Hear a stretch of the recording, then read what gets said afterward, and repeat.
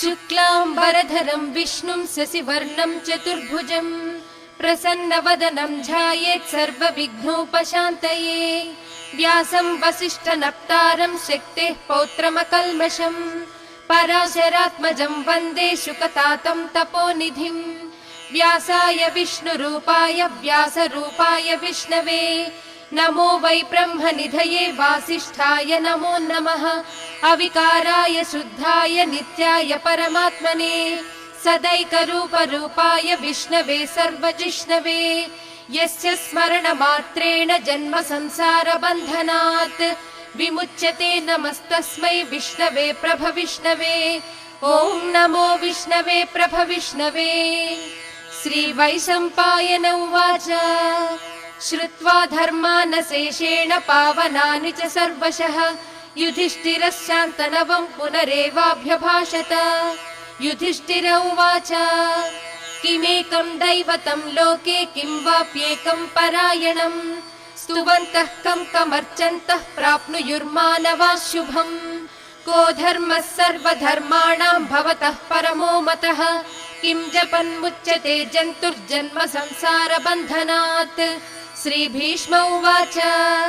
जगत्प्रभुं देवदेवमनन्तं पुरुषोत्तमं स्तुवन्नाम सहस्रेण पुरुषः सततोत्थितः। तमेव चार्चयन् नित्यं भक्त्या पुरुषमव्ययम्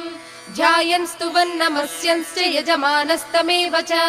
अनादिनिधनं विष्णुं सर्वलोकमहेश्वरम् लोकाध्यक्षं स्तुवन् नित्यं सर्वदुःखातिगो भवेत्। ब्रह्मण्यं सर्वधर्मज्ञं लोकानां कीर्तिवर्धनम् लोकनाथं महद्भूतं सर्वभूतभवोद्भवम्। येष मे सर्वधर्माणां धर्मोऽधिकतमो मतः यद्भक्त्या पुण्डरीकाक्षं स्तवैरर्चेन्नरः सदा। परमं यो महत्तेजः परमं यो महत्तपः परमं यो महद्ब्रह्म परमं यः परायणम्। पवित्राणां पवित्रं यो मङ्गलानां च मङ्गलम् दैवतं देवतानां च भूतानां यो व्ययः पिता। यतः सर्वाणि भूतानि भवन्त्यादियुगागमे यस्मिंश्च प्रलयं यान्ति पुनरेव युगक्षये। तस्य लोकप्रधानस्य जगन्नाथस्य भूपते विष्णोर्नाम सहस्रं मे शृणु पापभयापहम्। यानि नामानि गौणानि विख्यातानि महात्मनः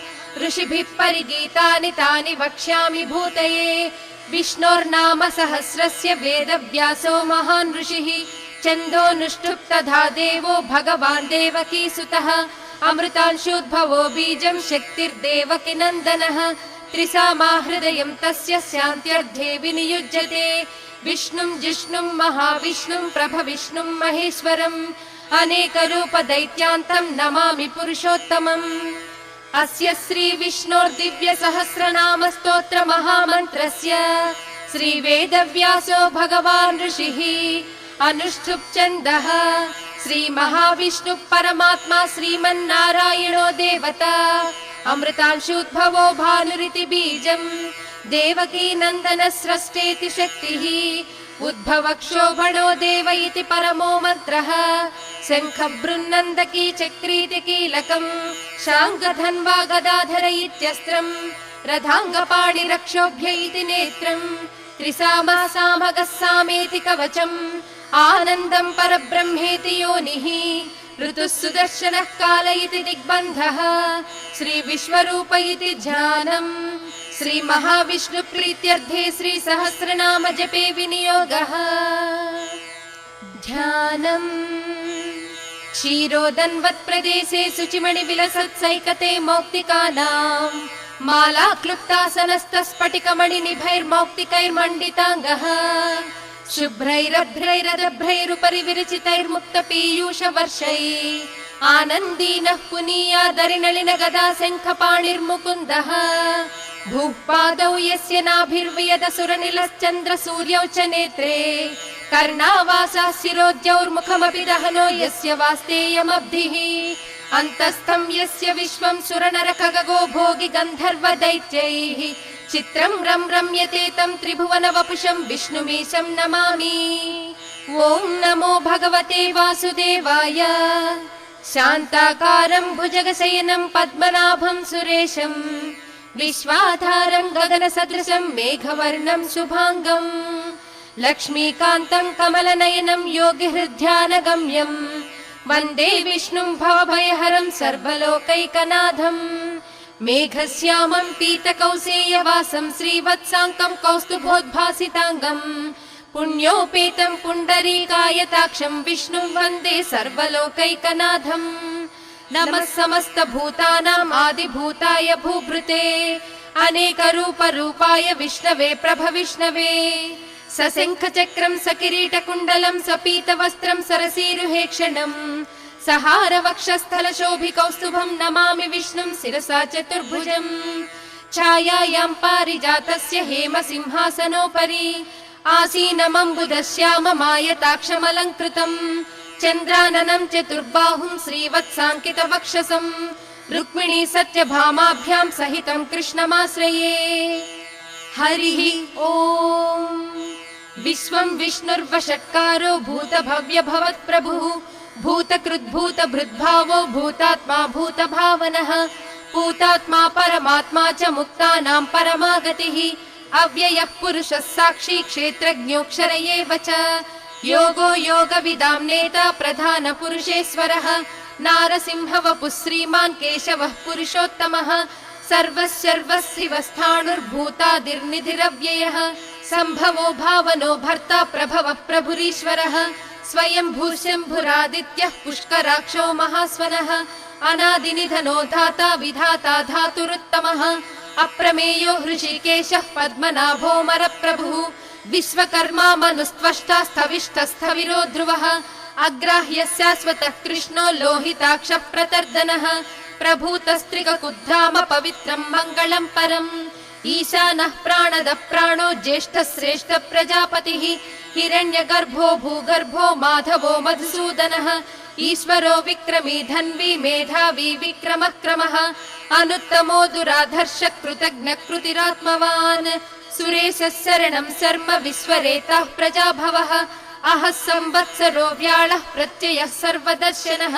अजः सर्वेश्वरः सिद्धः सिद्धिः सर्वादिरच्युतः वृषा कपिरमेयात्मा सर्वयोग विनिःसृतः वसुर्वसुमनः सत्यः समात्मा संमितः समः अमोघः पुण्डरीकाक्षो वृषकर्मा वृषाकृतिः रुद्रो बहुशिरा बभ्रुर्विश्वयोनिः शुचिस्रुवाः अमृतः शाश्वतस्थाणुर्वरारोहो महातपाः सर्वगः सर्वविद्भानुर्विक्ष्वक्सेनो जनार्दनः वेदो वेदविदव्यङ्गो वेदाङ्गो वेदवित्कविः लोकाध्यक्षः सुराध्यक्षो धर्माध्यक्ष कृताकृतः चतुरात्मा चतुर्व्यूहश्चतुर्दंष्टश्चतुर्भुजः भ्राजिष्णुर्भोजनं भोक्ता सहिष्णुर्जगदादिजः अनघो विजयो जेता विश्वयोनिः पुनर्वसुः उपेन्द्रो वामनः प्रांशुरमोघः सुचिरूर्जितः अतीन्द्रः सङ्ग्रहः सर्गो धृतात्मा नियमो यमः वेद्यो वैद्यः सदा योगी वीरः माधवो मधुः अतीन्द्रियो महामायो महोत्साहो महाबलः महाबुद्धिर्महावीर्यो महाशक्तिर्महाद्युतिः अनिर्देश्य वपुः श्रीमान् अमेयात्मा महाधृधृत् महेश्वासो महीभर्ता श्रीनिवासः सताङ्गतिः अनिरुद्धः सुरानन्दो गोविन्दो गोविदाम्पतिः मरीचिर्दमनो हंसः सुपर्णो भुजगोत्तमः हिरण्यनाभः सुतपः पद्मनाभः प्रजापतिः अमृत्युः सर्वदृक्सिंहः सन्धाता सन्धिमान् स्थिरः अजो दुर्मर्शनः शास्ता विश्रुतात्मा सुरारिः गुरुर्गुरुतमो धामः सत्यः सत्यपराक्रमः निमिषो निमिषस्रग्वी वाचस्पतिरुदारधीः अग्रणी ग्रामणि श्रीमान् न्यायो नेता समीरणः सहस्रमूर्धा विश्वात्मा सहस्राक्ष सहस्रपात् आवर्तनो निवृत्तात्मा संवृतः सम्प्रमर्दनः अहः संवर्तको वह्निरनिलो धरणीधरः सुप्रसादः प्रसन्नात्मा विश्वदृग्विश्वभुग्विभुः सत्कर्ता सत्कृतः साधुर्जह्नुर्नारायणो नरः असंख्येयो प्रमेयात्मा विशिष्टः शिष्टकृच्छुचिः सिद्धार्थः सिद्धसङ्कल्पः सिद्धिदः सिद्धिसाधनः वृषाही वृषभो विष्णुर्वृषपर्वा वृषोदरः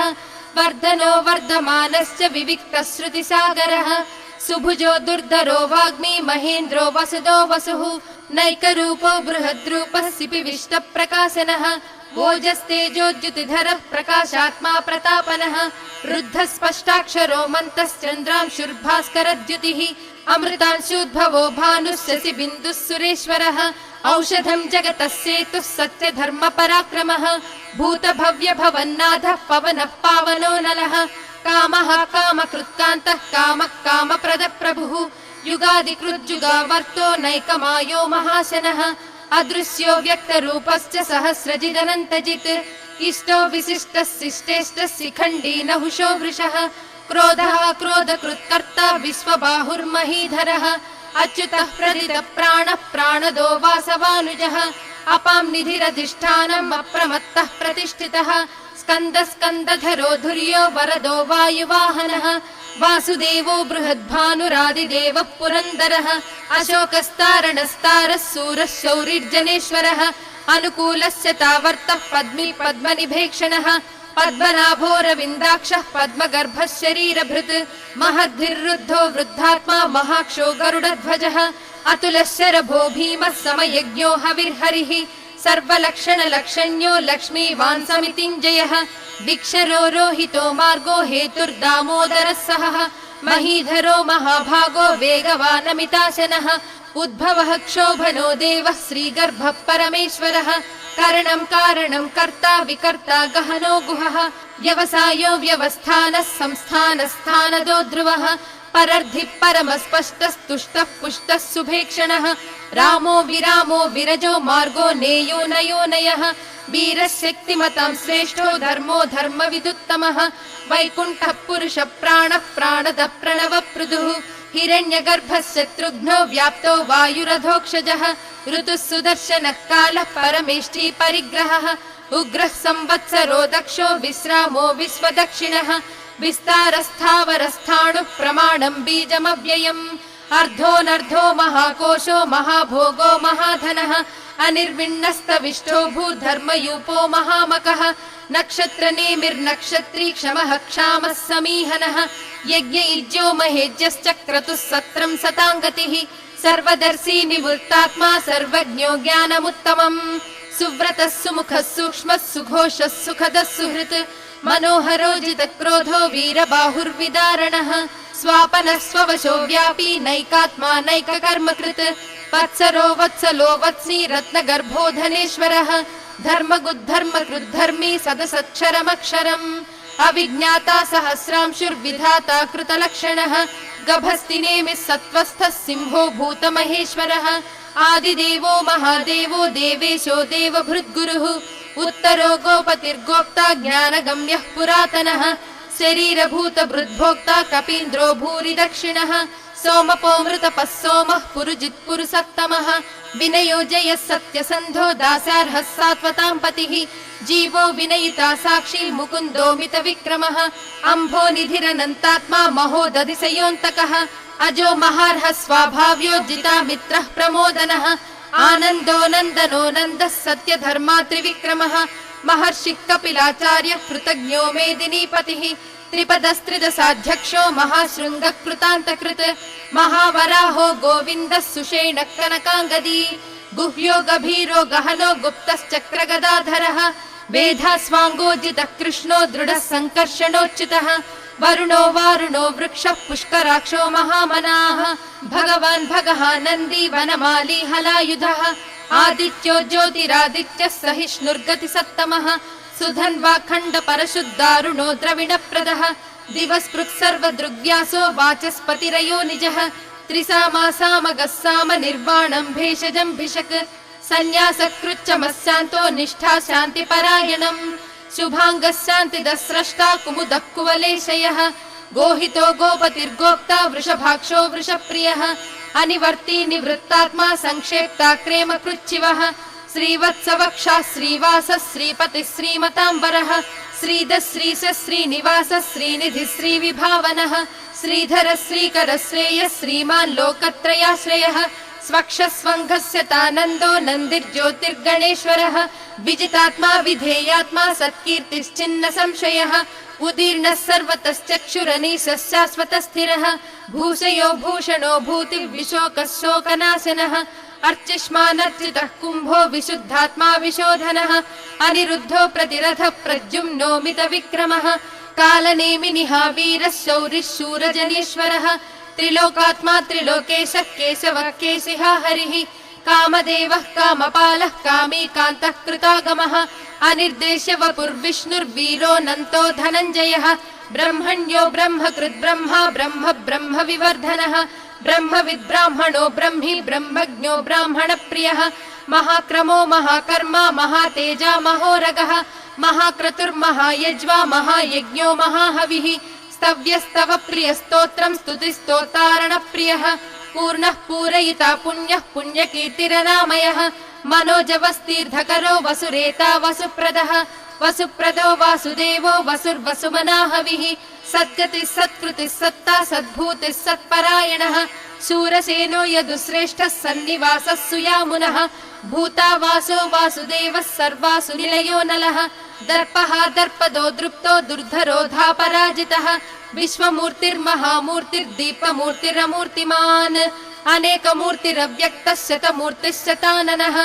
एको नैकः स वः कः किं यत्तत्पदमनुत्तमम् लोकबन्धुर्लोकनाथो माधवो भक्तवत्सलः सुवर्णवर्णो हेमाङ्गो वराङ्गश्चन्दनाङ्गदी वीराः विषमः शून्यो घृताशीरचलश्चलः अमानी मानदो मान्यो लोकस्वामी त्रिलोकधृत् सुमेधा मेधजो धन्यः सत्यमेधाधराधरः तेजो वृषोद्युतिधरः सर्वशस्त्रभृताम्बरः प्रग्रहो निग्रहो व्यग्रो नैकशृङ्गो गदाग्रजः चतुर्मूर्तिश्चतुर्बाहुश्चतुर्व्यूहश्चतुर्गतिः चतुरात्मा चतुर्भावश्चतुर्वेद विदेकपात् समावर्तो निवृत्तात्मा दुर्जयो दुरतिक्रमः दुर्लभो दुर्गमो दुर्गो दुरावासो दुरारिः शुभाङ्गो लोकसारङ्गः सुतन्तुस्तन्तुवर्धनः इन्द्रकर्मा महाकर्मा कृतकर्मा कृतागमः उद्भवः सुन्दरः सुन्दो रत्ननाभः सुलोचनः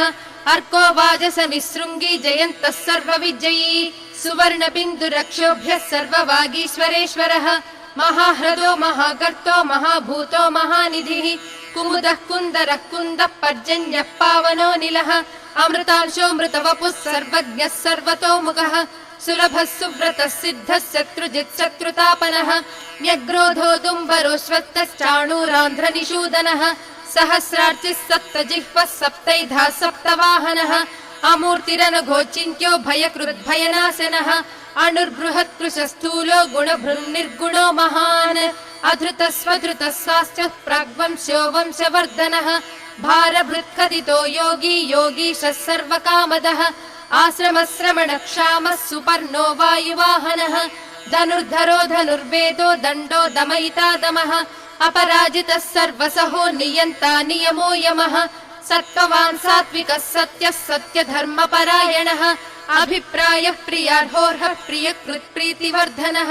विहाय सगतिर्ज्योतिः सुरुचिः हुतभुग्विभुः रविर्विलोचनः सूर्यः सविता रविलोचनः अनन्तो हुतभुग्भोक्ता सुखदो नैकदोऽग्रजः अनिर्विण्णः सदामर्षि लोकाधिष्ठानमद्भुतः सनातनस्तमः कपिलः कपिरव्ययः स्वस्तिदः स्वस्तिकृत् स्वस्तिः स्वस्ति भुक् स्वस्ति दक्षिणः अरौद्रः कुण्डली चक्री विक्रम्यूर्जितशासनः शब्दादिगः शब्दसः शिशिरः शर्वरीकरः अक्रूरः पेशलो दक्षो दक्षिणः क्षमिनाम्बरः विद्वत्तमो वीतभयः पुण्यश्रवणकीर्तनः उत्तारणो दुष्कृतिः पुण्यो दुःस्वप्ननाशनः वीरः रक्षणः सन्तो जीवनं पर्यवस्थितः अनन्तरूपोऽनन्तश्रीर्जितमन्युर्भयापहः चतुरस्रो गभीरात्मा विदिशो व्यादिशो दिशः अनादिर्भूर्भुवो लक्ष्मी सुवीरो रुचिराङ्गदः जननो जनजन्माधिर्भीमो भीमपराक्रमः आधारनिलयो धाता पुष्पहास प्रजागरः ऊर्ध्वगः सत्पदाचारः प्राणदः प्रणवप्पणः प्रमाणं प्राणनिलयः प्राणभृत् प्राणजीवनः तत्त्वं तत्त्वविदेकात्मा जन्म मृत्युजरातिगः भूर्भुवः स्वस्तरुस्सारः सविता प्रपितामहः यज्ञो यज्ञपतिर्यज्वा यज्ञाङ्गो यज्ञवाहनः यज्ञभृद्यज्ञकृद्यज्ञी यज्ञभुग्यज्ञसाधनः यज्ञान्तकृद्यज्ञगुह्यमन्नमन्नादयेव च आत्मयोनिः स्वयं जातो वैखानः सामगायनः देवकी नन्दन स्रष्टा क्षिति सप्पापनाशनः शङ्खबृन्नन्दकी चक्री शाङ्खधन्वा गदाधरः रथाङ्गपाणिरक्षोभ्यः सर्वप्रहरणायुधः श्री सर्वप्रहरणायुध ॐ नमः इति वनमाली गदिशाङ्गी शङ्खी चक्री च नन्दकी श्रीमान् नारायणो विष्णुर्वासुदेवोऽभिरक्षतु वनमाली गदिशाङ्गी शङ्खी चक्री च नन्दकी श्रीमान् नारायणो विष्णुर्वासुदेवोऽभिरक्षतु वनमाली गदिशाङ्गी शङ्खी चक्री च नन्दकी श्रीमान् नारायणो विष्णुर्वासुदेवोऽभिरक्षतु इतीदं कीर्तनीयस्य केशवस्य महात्मनः नाम्नां सहस्रं दिव्यानामशेषेण प्रकीर्तितम् य इदं शृणुयान् नित्यं यश्चापि परिकीर्तयेत् नाशुभं प्राप्नुयात् किञ्चित् सोमुत्रेह च मानवः वेदान्तको ब्राह्मणः स्यात् क्षत्रियो विजयी भवेत् वैश्यो धन समृद्धः स्यात् शूद्रः सुखमवाप्नुयात् धर्मार्थी प्राप्नुयात् धर्ममर्धार्थी चार्धमाप्नुयात् कामानवाप्नुयात् कामी प्रजार्थी चाप्नुयात् प्रजाः भक्तिमान् यः सदोत्थाय शुचिः सद्गतमानसः सहस्रं वासुदेवस्य नाम्नामेतत् प्रकीर्तयेत् यशः प्राप्नोति विपुलं याति प्राधान्यमेव च अचलां श्रियमाप्नोति श्रेयः प्राप्नोत्यनुत्तमम् न भयं क्वचिदाप्नोति वीर्यं तेजश्च विन्दति भवत्यरोगो द्युतिमान् बलरूपगुणान्वितः रोगार्तो मुच्यते रोगार्बद्धो मुच्येत बन्धनात् भयान्मुच्येत भीतस्तु मुच्येतापन्न आपदः दुर्गाण्यतितरत्याशु पुरुषः पुरुषोत्तमम् स्तुवन्नाम सहस्रेण नित्यं भक्ति समन्वितः वासुदेवाश्रयो मर्त्यो वासुदेवपरायणः सर्वपाप विशुद्धात्मा याति ब्रह्म सनातनम् न वासुदेव भक्तानाम् अशुभं विद्यते क्वचित् जन्म मृत्यु जरा व्याधि भयं नैवोपजायते इमं स्तवमधीयानः श्रद्धा भक्ति समन्वितः युज्येतात्म सुख क्षान्ति श्रीधृति स्मृति कीर्तिभिः न क्रोधो न च मात्सर्यं न लोभो नाशुभामतिः भवन्ति कृत पुण्यानां भक्तानां पुरुषोत्तमे द्यौस चन्द्रार्क नक्षत्रं खं दिशो भूर्महो दधिः वासुदेवस्य वीर्येण विधृतानि महात्मनः ससुरासुर गन्धर्वं सयक्षोरगराक्षसम् जगद्वशे वर्ततेदं कृष्णस्य सचराचरम् इन्द्रियाणि मनो बुद्धिः सत्त्वं तेजो बलं धृतिः वासुदेवात्मकान्याहुः क्षेत्रं क्षेत्रज्ञ एव च सर्वागमानामाचारः प्रथमं परिकल्पितः आचार प्रभवो धर्मो धर्मस्य प्रभुरच्युतः ऋषयः पितरो देवा महाभूतानि धातवः जङ्गमा जङ्गमं चेदं जगन्नारायणोद्भवम् योगो ज्ञानं तथा साङ्ख्यं विद्या शिल्पादिकर्म च वेदः शास्त्राणि विज्ञानम् एतत् सर्वं जनार्दनात् एको विष्णुर्महद्भूतं पृथग्भूतान्यनेकशः त्रीन् लोकान् व्याप्य भूतात्मा भुङ्क्ते विश्वभुगव्ययः इमं स्तवं भगवतो विष्णोर्व्यासेन कीर्तितम् पठेज्जयिच्छेत् पुरुषः श्रेयः प्राप्तुं सुखानि च विश्वेश्वरमजं देवं जगतः प्रभुमव्ययम् भजन्ति ये पुष्कराक्षं न ते यान्ति पराभवम् न ते यान्ति पराभवम् ॐ नमः इति अर्जुन उवाच पद्मपत्र विशालाक्ष पद्मनाभ सुरोत्तम भक्तानामनुरक्तानां त्राता भव जनार्दन श्रीभगवानुवाच यो मां नाम सहस्रेण स्तोतुमिच्छति पाण्डव सोऽहमेकेन श्लोकेन स्तुत एव न संशयः स्तुत एव न संशय ॐ नमः इति व्यास उवाच वासनाद्वासुदेवस्य वासितं भुवनत्रयम् सर्वभूतनिवासोऽसि वासुदेव नमोऽस्तु ते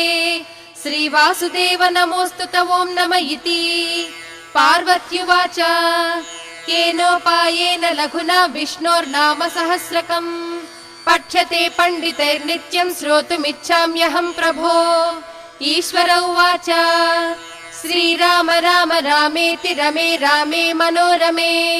सहस्रनाम तत्तुल्यं राम नाम वरानने श्रीराम राम रामेति रमे रामे मनोरमे सहस्रनाम तत्तुल्यं राम नाम वरानने श्रीराम राम रामेति रमे रामे मनोरमे सहस्रनाम तत्तुल्यं राम नाम वरानने श्रीराम नाम वरानन ॐ नम इति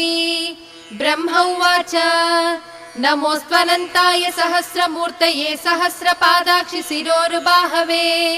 सहस्रनाम्ने पुरुषाय शाश्वते सहस्रकोटि युगधारिणे नमः श्री सहस्रकोटि युगधारिणे नम ॐ नम इति सञ्जय उवाच यत्र योगीश्वरः कृष्णो यत्र पार्थो धनुर्धरः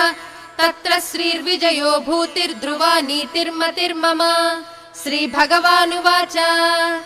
अनन्याश्चिन्तयन्तो मां ये जनः पर्युपासते तेषां नित्याभियुक्तानां योगक्षेमं वहाम्यहम्